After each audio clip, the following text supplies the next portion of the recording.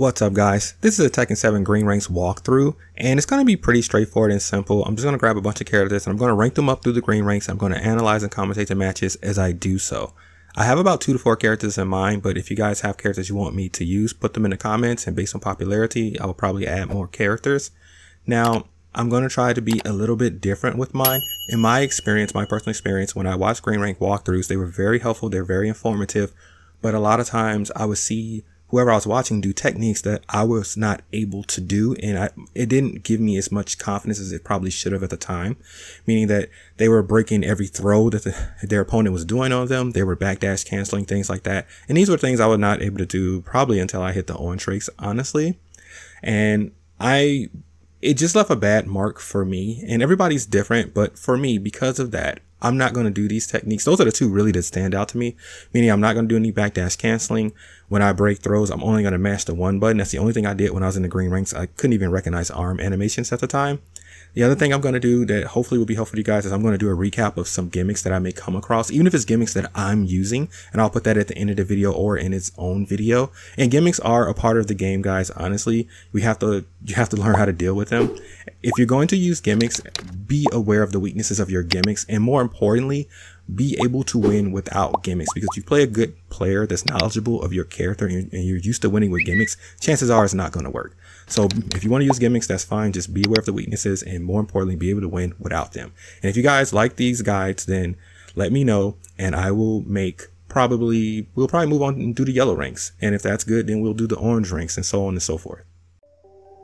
Alright, let's quickly go over some of the key moves that you may see me using when I play some of my matches in Green Ranks right now. First one is going to be his jab. The jab in itself is just a good move to check your opponent with, and especially with Gigas because it has such good range and it being +1 on block. So you might see me doing this with a lot of characters in general, but definitely with Gigas because of the range. For mid poking pressure, you're probably going to see me do his down forward 2-1 a good amount. Now that being said, I will say that his down forward 1 and his down forward 4, I personally think those are better mid pokes based on the frames being faster and safe on block.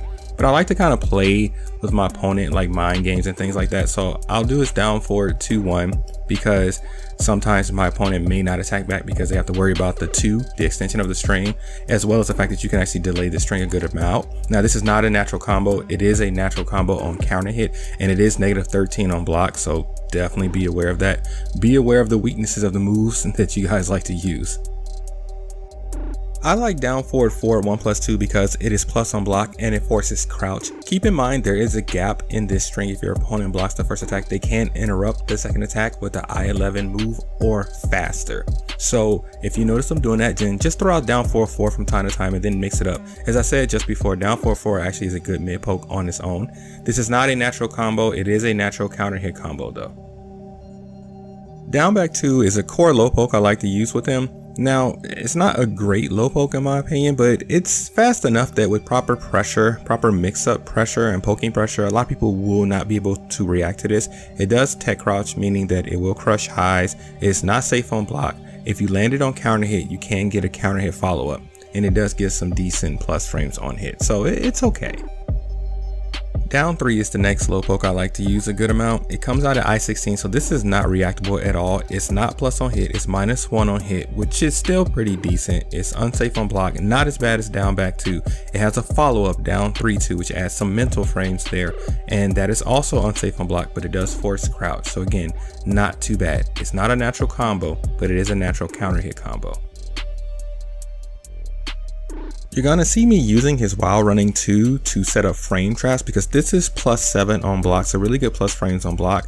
Again, keep in mind if you're playing an opponent with good movement, be careful with this move. This move can be sidestep or sidewalk, especially to the left, so be very careful. And the last key thing I'm going to focus on is his 10 frame block punisher, which is his 1-2 or his 2-1. I just want to get you guys in the habit of punishing a move period that you know is punishable, and for most characters the fastest punishment you have is your 10 frame punish.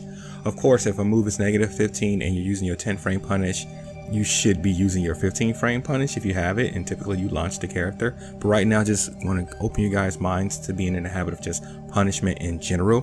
Gigas 1-2 is probably top 3 best 10 frame punishers in the game. However, it is -17. So this isn't a move you want to just throw out. You want to use it as block punishment, or maybe on a hard read, or in the case where you know there's a gap in the string. Like I said, it's down forward 1+2. For example, you could interrupt that with his 10 frame 1-2 block punisher. The other one is his 2-1, which is another 10 frame block punisher. You're going to see me use that sometimes in the cases where I want to enter my stance with plus frames, or simply if I'm testing my opponent's range and I'm throwing out a 10 frame punisher, and hopefully I'm using 2-1 because that is safe on block, and it also jails on block, meaning that if your opponent blocks the first attack, they can't duck the second attack. And the combos you guys are going to see me use with pretty much every character that I'm doing these let's plays or walkthroughs with are going to be very, very basic. They're not going to be optimal. They're not probably even going to be close to optimal, but the combo damage is really secondary. That's not the most important thing for what I'm showing you guys for these let's plays. Alright, first match is against a Lars player, and I have a few friends, 2 friends that play Lars, so I understand the matchup a decent amount, so I wasn't really too concerned of being confused about anything. So I'm trying to do some basic poking pressure here. I did the down 3-2, which again, like I said earlier in the KeyMoves, that is unsafe on block, but he punished it wrong, so I was able to punish his punish with a 1-2. So he did a down 4-3-3, and you guys gonna see that's gonna cause some problems for me later. So again, doing some poking pressure, I did the delayed down forward 2-1 and caught him with the end. And then I did the wild running 2 and caught him with down 4-4, 1+2, because that is a frame trap off a block from the wild running 2 because the plus frames are so massive. Now, as I said before, he does the down 4-3-3, which at the time when I was playing him, I knew it was unsafe on block. I couldn't remember how much. And he always goes into an arc blast. So he follows a flow chart here. And because the arc blast comes out in 15 frames and it's unsafe on block, I thought I could just do it down 2. But the flip back causes enough pushback that it caused me to whiff. So I'm actually going to be trying to figure that out during this match, because that move is actually a down 4-3-3 off block is actually -15. But again, you got to take in the pushback. So anyway, keeping the match going, I do a 2-1 into a shoulder. So 2-1 to stance into his shoulder, and that is 0 on block. And again, similar to his down 4-3-3, it does have pushback, and I catch a lot of people that come in with a down 2. So now he did the down 4-3-3 again. I tried to jump in with a 1-2, thinking that because this is 10 frames, and no matter what, he's coming out with the arc blast of 15, I'd catch him, but it still cost me to whiff. And then right there, I tried to do I think I tried to do a 4-4-2 right there, and I still got caught, but I didn't do it fast enough, whatever the case may be, because it should work, because the move is -15 off a block. Now in this case, I just baited it. Now here's the thing, guys, you don't technically have to do what I'm trying to do. I'm just trying to figure things out while you play. But if somebody's following a flow chart, arc blast is unsafe on block, so technically you could just block it and then punish, or do what I just did and make him whiff and then punish, because I could have punished with a down 2, because like I said, he's following a flow chart here. So now we're on round 4. Now I did break that throw off of reflexes. I shouldn't have, because again, that is a 1+2 break. I should have just broke 1 like I normally do.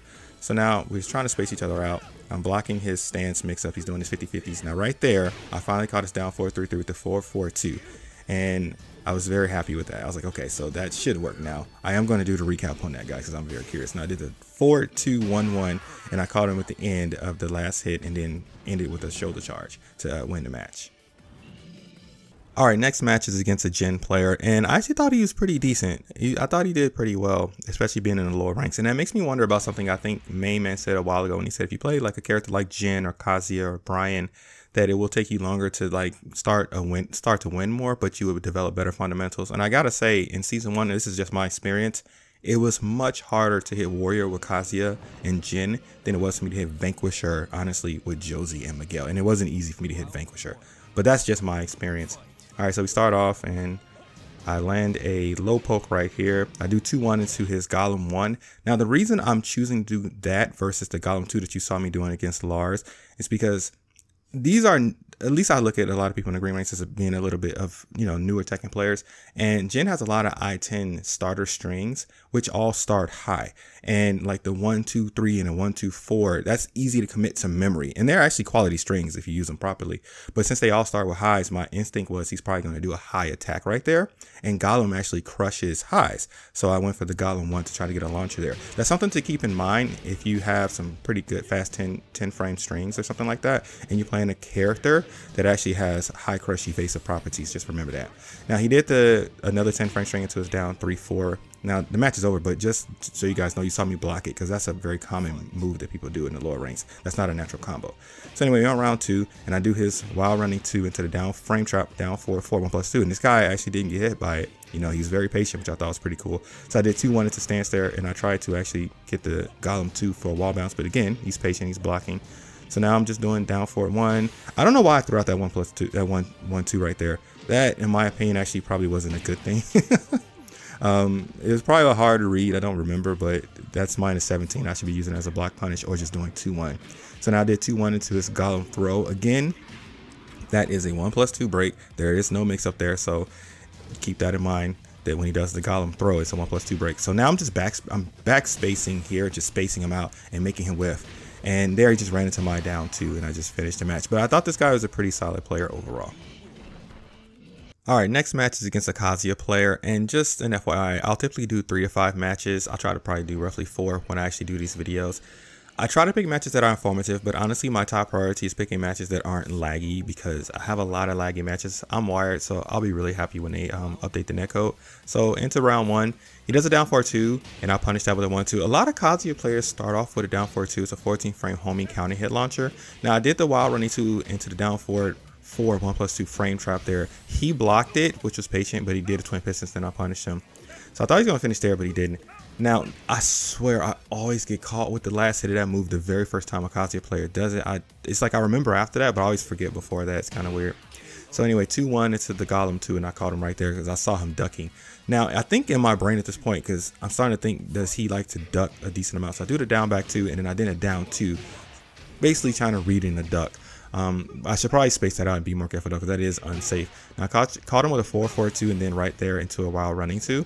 So now I take his throw, and I'm backing up, and I'm trying to basically, like I did the gym player, just back up a little bit and see if I can cause him a whiff. But he runs in and does a deep down 4-2, so I couldn't back up, but I did punish that, and then in the match, so down back 2 to down back 2. He jumped out, which I thought that was hilarious to me that he did that. I have no idea if he did that on purpose or not. So then 2-1, and then I waited for him to do attack, and I saw it was a high, and I did a Golem 1 to launch him.